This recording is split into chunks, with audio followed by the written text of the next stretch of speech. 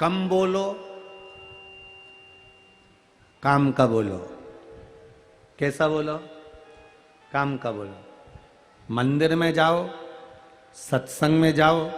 कल कथा में अपन सुन रहे थे, सती मैया कथा में बैठकर अपने ही शरीर का सोच रही थी कि इससे तो मैं जल के भस्म हो जाऊं तो अच्छा। भस्म हुई कि नहीं हुई? आप में से कई लोग ऐसे भी होते हैं, दूर से आए होंगे, जगह बैठने की नहीं मिली होगी, खड़े होंगे तो अपने मन में सोच रहे हैं काय को आ गया, परेशान हो गया, धूप में खड़ा हूं, गर्मी इतनी तेज पड़ रही है, बहुत परेशान हो गया। अब कथा में खड़े होकर तुम भगवान का भजन करने आए हो कि अपने आप को कोसने आए हो? यदि आप खड़े होकर यहां अपने आप को कोस रहे हो तो फिर तैयारी कर लेना कि जिंदगी भर कोसने को ही प्राप्त होगा। आप अच्छा सोचो।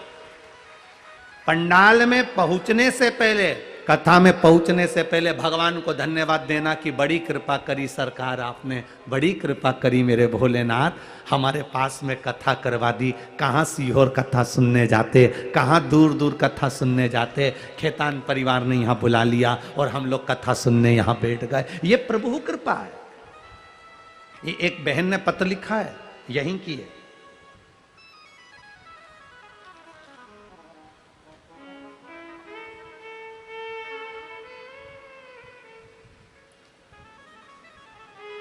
मेरा नाम संगीता मिश्रा है। मैं बीरगंज के निवासी हूँ। Ward number 16, Ganesh toll, Nagwa, Parsa जिला। मेरा मोबाइल नंबर ये है। कहीं बैठी हैं? दिख गई? हाँ, दोनों हाथ हिला दो ऐसा। हाँ, ठीक ठीक ठीक, दिख गए। श्री शिवाय नमस्ते। मैं संगीता मिश्रा, मैं बीरगंज के निवासी हूँ। Ward number 16, Ganesh toll, Nagwa, Parsa जिला।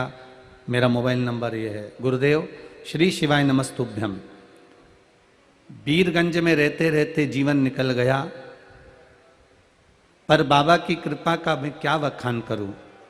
आज तक पास में पशुपतिनाथ थे पर जाना नहीं हुआ। काम में इतने व्यस्त रहते थे, परिवार में, घर में कोई जाने का मन नहीं करता था। ना कभी कथा सुनते थे, ना कहीं जा पाते थे, ना कभी मंदिर देवालय। पर गुरुदेव टीवी के माध्यम से एक बार केवल चैनल चालू करते करते आपकी कथा मिल गई और वो कथा में ऐसा मन लग गया कि बस कथा सुनी और सुनने के बाद पशुपतिनाथ और डोलेश्वर महादेव सब दर्शन बाबा ने करा दिए। ये शिव कृपा। हमने ना जाने कौन सा पुण्य करा होगा जो ये कथा बीरगंज में हो गई। बहन, बीरगंज वालों का तो पुण्य है, साथ में ये खेतान परिवार का कोई पुण्य उदय हुआ तो ये कथा हो गई। 71 पीढ़ी को तार देती है शिव महापुराण की कथा। किसी एक पीढ़ी से मतलब नहीं होता। बैठो बहन, एक पीढ़ी से मतलब नहीं है, 71 पीढ़ी।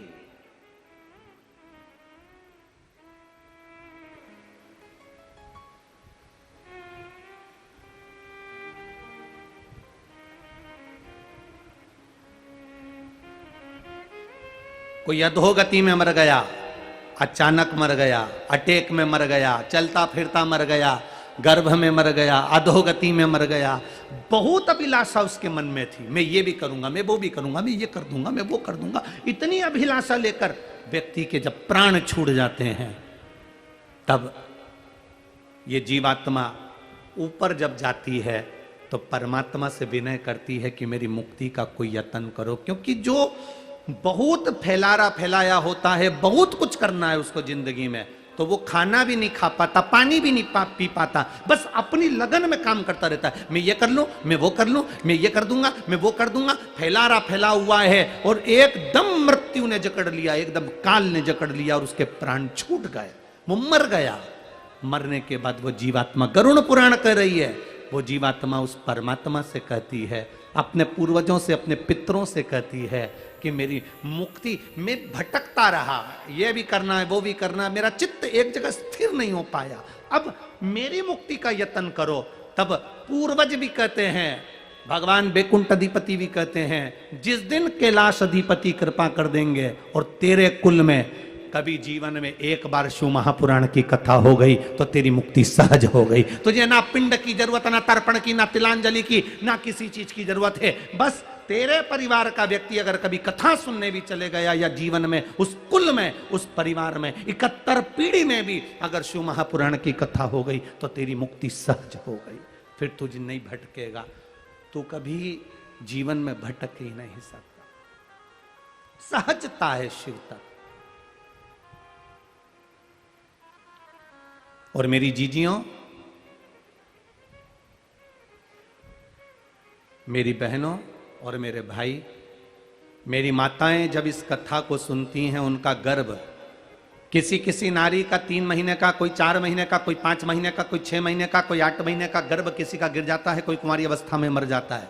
वो नारी जब कथा सुनकर जाती है, वो पुरुष अगर कोई कथा सुनकर जाता है, जिस मार्ग से निकल कर जाता है, जिस गांव में निकल कर जाता है, जिस रास्ते से निकल कर जाता है, उस रास्ते में जितनी माताएं इस नारी का मुख देखती हैं, या जितने पुरुष इस पुरुष का मुख दिखते हैं कथा सुनने वाले का, तो शिव पुराण कहती है उनकी भी 71 पीढ़ी में अगर कोई अधोगति में मर गया तो उसका भी कल्याण हो जाता है। ये वो शिव महापुराण की कथा।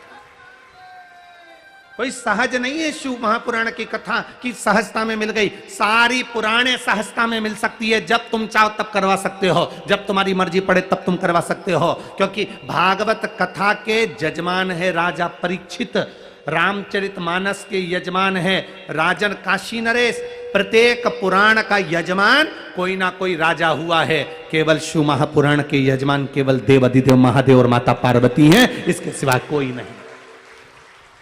यहां 7 दिन तक अगर खेतान परिवार भी पूजन करने बैठ रहा है, 7 दिन तक ये पति पत्नी का जोड़ा भी पूजन करने बैठ रहा है, तो ये शंकर और पार्वती की कृपा से बैठ रहा है। शिव पार्वती के तत्व के रूप में बैठ रहा है। आप अगर कथा सुनने के लिए बैठ रहे हो, आप अगर कथा सुनने के लिए आए हो, चाहे बिहार से आए हो, चाहे नेपाल के हो, जहां के भी आप लोग हो, कथा सुनने के लिए आए हो, तो ये आपको स्वयं शिव ने साधा। एक बंगाल से, कलकत्ता से कोई बहन कथा सुनने के लिए आई, कलकत्ता से, उसने भी अपना वर्णन लिखा।